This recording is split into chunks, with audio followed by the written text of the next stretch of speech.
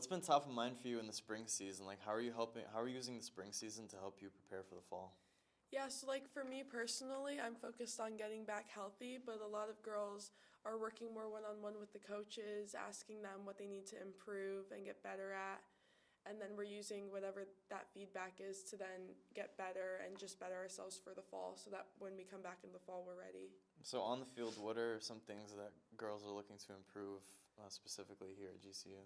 Yeah, we're working on heading. Some girls are just working on like putting shots at the far post because that's where most are going to go in, working on the weak foot, communication skills, stuff like that. Do you get an opportunity at training to work one-on-one with a coach or do some separate stuff on the side to help in your position, or how does that kind of work? Yeah, so at the end of each session, I wouldn't say every day, but a lot of days we have like time where they call self-help and there like we could work on stuff like we can ask the coaches to help us. And then also one of our assistants will put together like a little topic that he's going to be working on at the end of the session and whoever wants to hop in that can do that too. How much extra training are players doing at this level to help them get prepared for the fall? I mean, a lot. Like, for example, I walked into the locker room yesterday at like 4 p.m. and there's one of my teammates like getting her boots on, like about to go train, and we play tomorrow.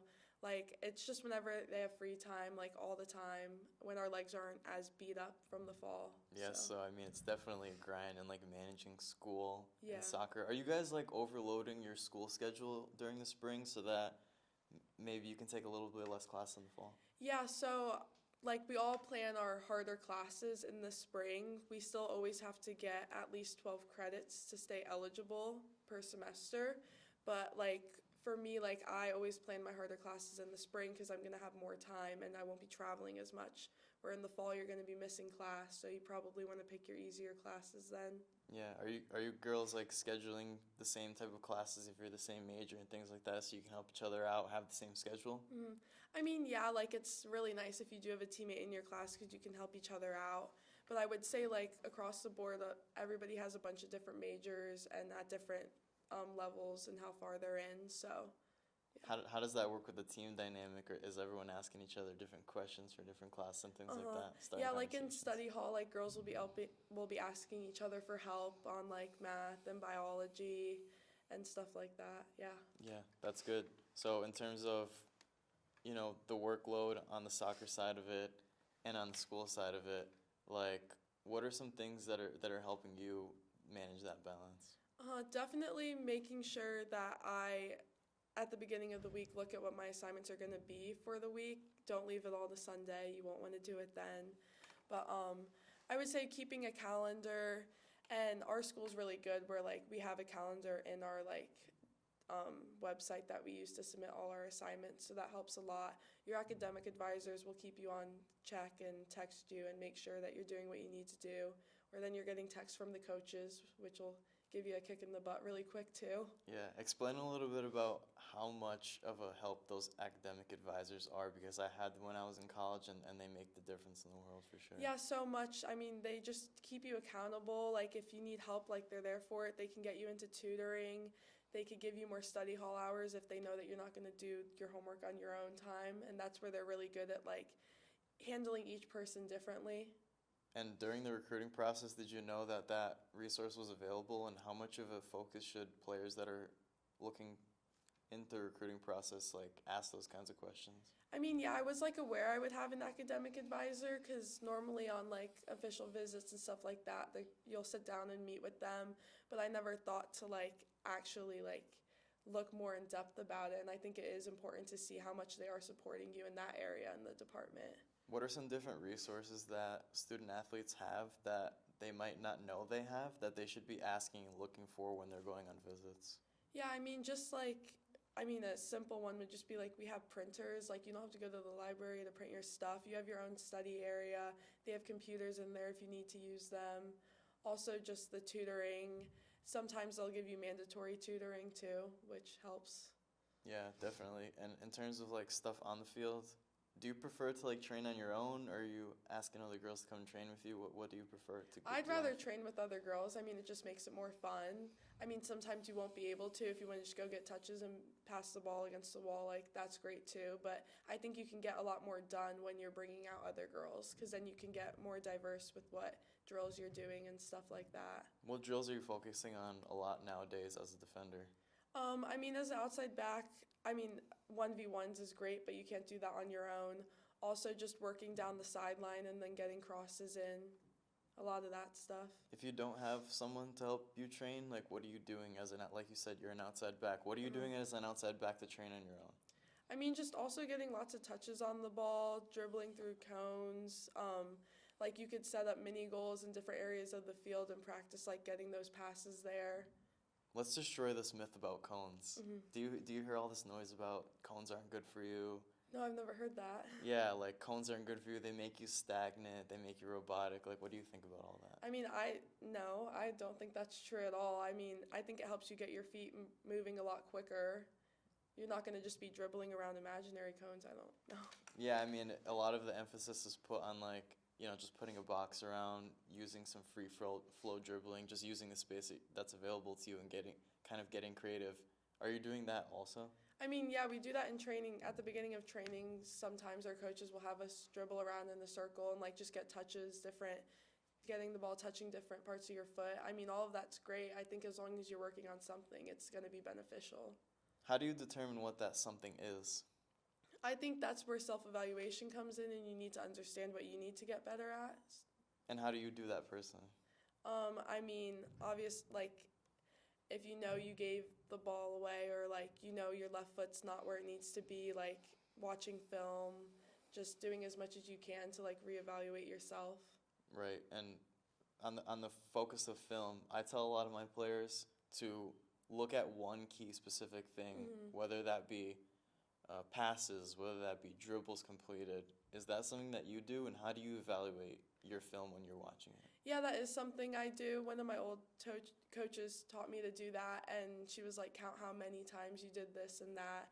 And then when you're working on it, you could set a goal for like how many times you want to, like, for example, if you want to get better at heading, how many times did you get your head on the ball in training, stuff like that. Or if you're making mistakes, like how many times did you make that mistake? Like setting goal numbers helps to keep you accountable with that. Throughout your career as an outside back, what is the biggest thing that you've watched in your film that you've tried to improve in training? I would say it changes a lot because once I see something and I work on it, it gets better, and then it's like, oh, well, what else can I improve now? Right, and so let's talk about, I guess, the attacking piece of it. Outside backs nowadays, they need to be flying forward and defending as well. How much of a focus are you putting on the attacking piece of it? A lot. I mean, I love defending, but the attacking side's what's fun too. You want to get on the ball, you want to get forward. I love putting crosses in, picking people out in the box, not just putting it anywhere, stuff like that. Yeah. Yeah, and how are you training that crossing? Are you just getting a lot of crosses in, working with a winger maybe to get crosses into the box for a striker? What are some different drills that you guys are working on now? Yeah, I would say it's a lot of repetition. Also, you could work on combinations on the outside, like 1-2, stuff like that, and then taking a touch down the sideline and getting it in. Just like adding different ways and different views of the field. What are some different things that outside backs can do in their team training that can help them in games? I would say just also like working on different moves, like faking a shot one way and taking it the other. Like there's lots of times where like you could play simple and just pass, but like if you're able to be the player and move them around, like why not take them on 1v1 attacking? Right, and the biggest thing for me is I tell my players, number one, before anything that they do, it doesn't matter if it's positioning, it doesn't matter if it's anything else, is ball mastery. Do you agree with that? Yeah, I mean it's so important. We play soccer, you need to be good on the ball or you're not going to be playing on the field. So. Right, and for GCU, what's their style of play? Do you guys like to keep the ball? Do you guys like to play a little bit more direct? Yeah, we love to build out of the back. I mean, for the first 10 minutes of game, sometimes we hit balls long just to get the other team backed off of us to create more space to then play. We love sending our outside backs forward. We also do rotations on the outside. I love that because a lot of teams think that they need to play out of the back every single time. Hmm. And I even do that same thing with the teams that I coach. If you see a high press, let's mix it up. Maybe some long balls, maybe some short passes, but you've got to read what the other team's giving you. Hmm. How much does like your film help you see that now? So much. And like our coaches, when we have film sessions, they're pointing this out. They're showing us how the team plays, but they always tell us like anything could change when you step out on the field. They could be changing it up too to play against us, and that's where we have to recognize like what formation they're in and stuff like that. Yeah, and how much of an advantage is mastering the ball give you in those different types of situations? I mean, so much. Like when a girl's sprinting at you to try and take it from you have to be good on the ball. You have to be able to keep it within your body frame. How much are you training ball mastery? Is it something that you're doing like before every training, during every training, after every training? Like, how are you structuring when you're getting those extra touches on the ball? Yeah, I mean, definitely when I can play, I'll be going out early at training and getting extra touches. Sometimes, though, the guys are out there, so then we'd have to do it after because they're taking the field. But just whenever you can, or sometimes you have to rush to class, so then you go after class and you come back. It's whenever you could fit it in. How important is it to be flexible? So important. I mean, you're going to learn to be flexible if you come play college soccer. Things are changing all the time. Right, and everything just can't be structured. It's Yeah. got to be really when you can get it in, Mhm. when you can really do those things. So, like, how's that? How did you see that transition? Because obviously, when you're coming from high school, you've got school. Mhm. Maybe you're doing your training before if you're a Mhm. little bit more motivated to do that. And then you might be going to practice a little bit early to get those extra touches. How did you transition from being so structured to the college game where, okay, I've got 40 minutes here, I'm going to do a little bit of ball mastery? I mean, I think like it's just how bad you want it. Like, yeah, you have those 40 minutes, but you could choose not to go out there and do it. It's if you want to go and you're gonna have to make time to do it.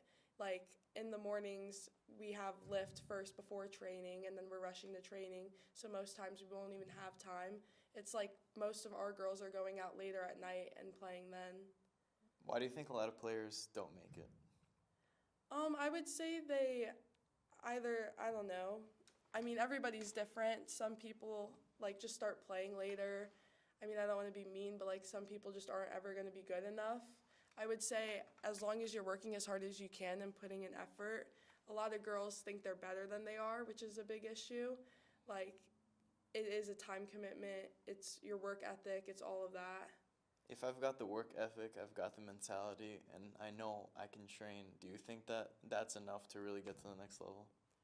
I mean, yeah, I think it also what club team are you on? Are you playing with other girls who are pushing you to be at the next level? It definitely also probably depends on where you play and who you surround yourself with. Why is playing with other like-minded girls and other girls that are maybe even better than you so important?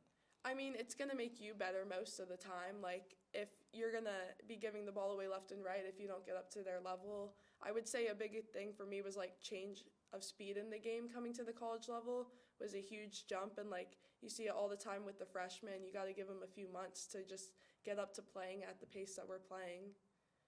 What do you think that freshmen and younger players can do to adjust quicker in the college game?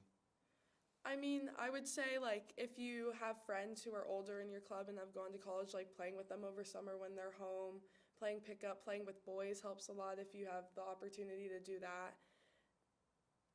What are you doing in the off season to help you develop and improve for the college game? A lot of fitness. You have to be very fit to play 90-minute games. It's a lot of running, a lot of lifting, so you're not just getting pushed right off the ball. Like everybody around the country is weightlifting, and you've got to get bigger or you have no chance. I think I want to let the high school players know and the girls to know that ultimately you can do as many emails, as many cold calls, as many highlight videos as you want. You've got to be good enough, Yeah, right? And 100%, yeah. you guys obviously you want to develop and you want to establish a great career and get a degree. How much do you guys love winning? Love it so much. Like that's what I mean, I think most athletes are addicted to winning. Like we don't like losing. We're competitive. And there's so much of a focus put on comparing yourself and not comparing yourself. How do you differentiate between comparing yourself and competing with other girls? Yeah, I mean, I would say like there's a it's bad to compare yourself, especially on social media and stuff like that. But like obviously you want to be competitive, so if instead of like saying, I guess comparing can kind of put people down, but if you can look at it and be like, well, what is she doing differently that I can implement into my game to then make it better, and just look at it as a learning opportunity. I think how I see comparing yourself is what she has that I don't have. Mhm. But what I think competing is how can I just do things better Yeah. and for myself. And I think a lot of emphasis is put on either side, whether it's the girls' side or the boys' side, is how can I be better than a certain player. Mhm. But I think what an emphasis needs to be put on is how can I be better than the player that I was before. Mhm. And how do you take that mindset and help you with your training? Yeah, I think it would just mentally be a lot like better for you. Also, I think that all you can do is work on improving your game and yourself, and you will never be somebody else. Like everybody is their each individual own player. We all play differently. And to compare and change the way you play to be like someone else, you're probably gonna end up being worse. Right. You mentioned social media. Social Mhm. media was a different game when I was in college. Was when I was in college, and it's different probably for you. Did social media impact your recruiting process at all?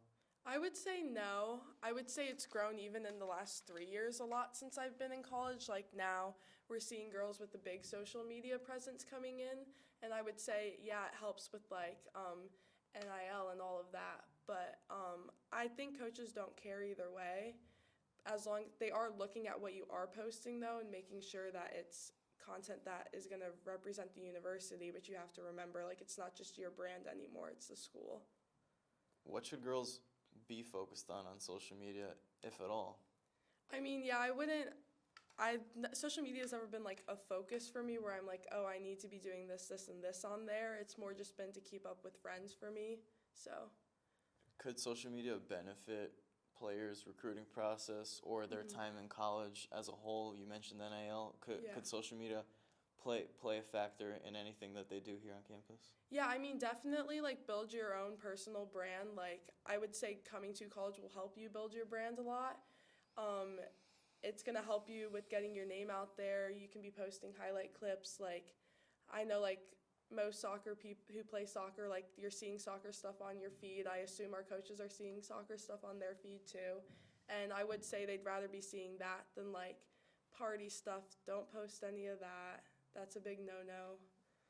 Yeah, and I think, social media is ultimately going to help, Hmm. after with the communication Yeah. side of things and everything, that's getting posted nowadays. Hmm. Messages could get mixed up. So how do you like stay clear-headed on what you're watching on social media, what you're posting, and like so they can actually benefit you? Yeah, I would say just, I mean, the algorithms in like social media, just make sure you're not liking anything that like could be a bad look, because people can see what you like now, people can see what you repost. Yeah, and I think just being diverse in the recruiting Uh-huh. process is super important. You've got to think about a lot of different things that are happening, not just on the field now, but off the field and things like that. So, I mean, I think that's super important as well. Mhm. So, social media is great in the fact that you can see what different people are posting, Mhm. how different people are training. Has that ever come across to you, getting new training techniques and things like that No, on yeah, there? I've definitely like favorited and saved things, and I've seen people set up small drills, and I'm like, oh, I've never thought of that. Like, I'm definitely gonna try that when I go out, and I think that could be very, very beneficial for people too. How do you determine like what's a good piece of content for training and what's not a good piece of content? I mean, I feel like I can kind of just tell, like, I know, like, I don't, what I need to be working on. And I would say just also, like, looking at their page, like, seeing their credentials too. Like, are, do they know what they're talking about, or are they just, like, making stuff up? Given that you're going through an injury right now Mm and you're probably doing a lot of hmm. Mm rehab on hmm. your knee and things like that, how are you ramping it up to kind of help yourself continue to just, you know, get the level and get the energy right back? Yeah, I mean, I'm just on the field now. Like, I could juggle. I'm juggling at training, getting touches on the ball. I could start passing now, so I've been passing it against the wall, but like that's as much as I can do, so I'm just gonna do that as much as I can right now. Yeah, and so we talked about this last time, Mhm. but gradually getting into it Uh-huh. and progressing. So are you working with a lot of different coaches to help you? Okay, now you can do a little bit extra. How are your coaches and what's that process of like recovering from an injury? Yeah, with the strength coach working a lot, he's the one controlling all my running, and like each day he's adding a bit more distance or it's going to be a increase in pace. Also our PT person in the department, he's the one who's like, "Yeah, you could start touching a ball now." And then we just go from there, see how it feels, and then gradually just keep getting better and keep starting to do more. Yeah, obviously you never plan for injuries No, and things yeah. like that, but it's part of the game and Mhm. something they have to deal with. And I'm not saying that players should focus on who their other coaches are Yeah. at the university, but is that kind of play a factor in your mind when you're looking at different colleges? Like, okay, how's the support staff apart from the Yeah. head coach? Yeah, so important. You're probably going to be with them more than you're with your coaches. I would say definitely when you're going on visits or talking to coaches, like ask them how that department is, ask the players, get their honest opinions on that, because you will be around that just as much as you're around your coaches. Yeah, and I think in terms of that, I mean, the coaches can help you and they're Mhm. going to help you develop outside of here. So, what was your main focus coming in and playing Division One college soccer? Was it to go professional? Was it to get a good experience Mhm. to get a degree? What was your focus for coming and playing I mean, Division One yeah, I'd soccer? love to play professional if I have the opportunity. I would say if you want to go professionally, like look at the coaches, see how many players they've sent pro. I would also say though, like that's not my only focus. Like I want to be happy where I am, and like for me, the biggest one was like family and like the team and that area of it, and making sure that I'm going to be happy where I'm playing because I already know I love soccer, and the people can definitely make or break the place. Yeah, and this goes back to finding the Uh-huh. best fit for you, determining what you want out of your college experience, and then fitting and matching up Mhm. those different colleges. So, was that a difficult process for you to figure out what you wanted and then match up the schools, or was that something that you knew you had to lock in? Yeah, I mean, for me, I just like whichever schools were interested in me, then I went and like visited that, and like I would say research on the front end is a bit harder in that area just because it's hard to just reach out to players there. I would say I definitely do it. I've answered a few, and I never thought to do that in my recruiting process to like reach out to players who are there now. I think that's something that I honestly haven't even thought Yeah. about myself is like reaching out to the players that are at the Mhm. university because they're the ones that are going through it like you Yeah. ultimately hope to do so. Mhm. What kind of questions would you ask a player who is at a university that you would want to get through your recruiting process? Yeah, well, like for example, literally like 2 months ago, I opened my Instagram like messages, and like one girl was like, "Hey, like I'm coming to an ID camp there. Like I just wanted to get your view as a player, and like how are you liking it? What do you think?" And I just give them like my honest opinion, which was, I mean, I do love it here, so it was easy to give that. But I would say just ask how the team is, ask how the coaches are. Like, are you happy there? Is a big one. I think that goes back to the coaches side of things and Mhm. why they want to recruit players that Uh-huh. that are really good people because they're gonna get Yeah. girls and they're gonna get different players that are asking, hey, how's the program? And they don't want their own Mhm. players to be talking down to the Yeah. program. So I think that's actually very insightful and a Mhm. really big piece. Is like, so would you have added that into your recruiting process? I mean, yeah, I would say it's also probably a bit intimidating to reach out to somebody who's in college when you're younger, but I would say most girls are going to be nice and answer. Like, we don't bite. Yeah, so you're Yeah. gonna get your inbox blown up after everyone after everyone watches this asking you how amazing GCU is Yeah. now. So, um, you said girls are inviting to those messages. So like, how Mhm. much were girls that you were going on campus to visit willing to help you out?